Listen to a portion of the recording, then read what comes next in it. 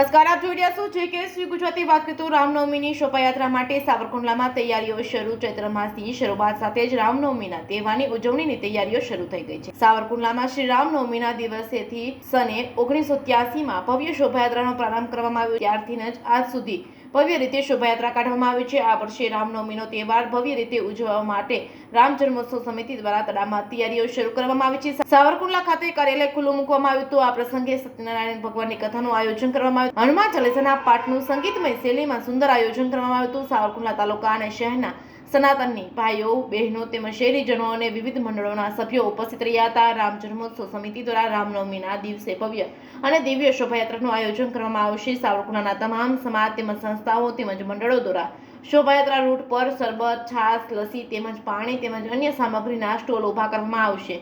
સાથે સુશોભિત ટ્રેક્ટર, વિવિધ ઢોલ, નગારા તેમજ શંખનાદ સાથે સંગીતમય ભજન મંડળીઓ તેમજ કલાકારો તેમની કલાઓ પ્રદર્શિત કરવામાં આવશે.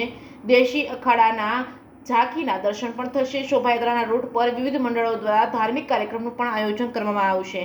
JKSV ગુજરાતી સાથે યોગેશ ઉનરકટ, સાવરકુંડલા.